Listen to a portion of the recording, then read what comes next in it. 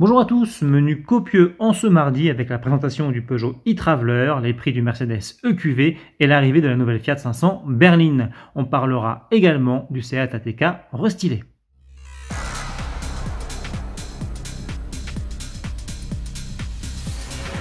Les utilitaires Peugeot sont de plus en plus branchés. Après l'Expert, c'est le Traveler qui se voit greffer une motorisation 100% électrique, celle de 136 chevaux, déjà en place sur les 208 et 2008 zéro émission, pour une vitesse maximale plafonnée à 130 km/h. Dans cette configuration, le modèle prend le nom de e-Traveler et se reconnaît à ses logos bleutés, à sa calandre pleine et à sa trappe additionnelle située sur l'aile avant gauche. À bord, on le distingue notamment à son écran central à affichage spécifique. Selon l'usage, il peut aussi adopter des sièges en cuir, coulissants et indépendants, ou encore des portes latérales motorisées.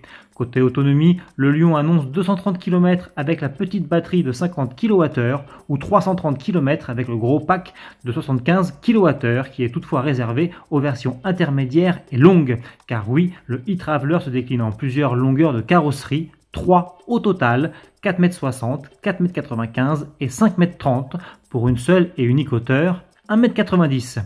Jusqu'à 9 passagers peuvent ainsi prendre place à bord, 8 maximum pour les versions dédiées aux particuliers. Son arrivée en concession est prévue d'ici la fin de l'année. Et puisque l'on parle de fourgon, sachez que le Mercedes EQV version électrique du classe V est désormais disponible en France.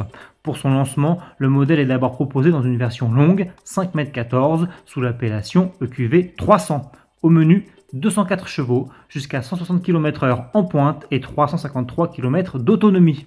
Une seule finition est proposée, avant-garde, avec 2 séries des jantes exclusives de 18 pouces, des sièges avant chauffants ou encore un grand écran tactile de 10,25 pouces. Livré avec 6 sièges individuels, le QV peut également être configuré en version 7 ou 8 places. Son prix, 72 744 €. Une version extra longue de 5,34 m viendra compléter la gamme très prochainement.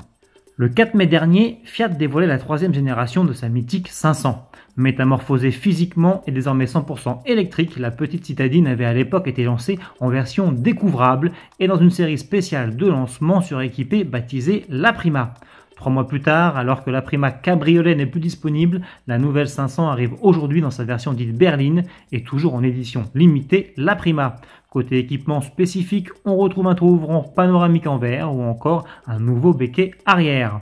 Projecteur full LED, écran central tactile de 10,25 pouces et système de conduite autonome de niveau 2 sont eux toujours de la partie, tout comme le bloc électrique de 118 chevaux et la batterie de 42 kWh pour une autonomie annoncée à 320 km. Mise à prix 34 900 €, borne de recharge domestique offerte et bonus non déduit. Pour terminer, voici les premières images du nouveau Seat ATK. Lancé en 2016, le SUV compact espagnol s'apprête à passer par la case restylage. Quelques retouches esthétiques sont à prévoir, notamment au niveau des feux arrière. Seat promet également, je cite, un habitacle modernisé, des niveaux de sécurité et de confort améliorés et des motorisations avancées et revues. Une version hybride rechargeable pourrait notamment être au programme. Rendez-vous le 15 juin pour la présentation. Salut!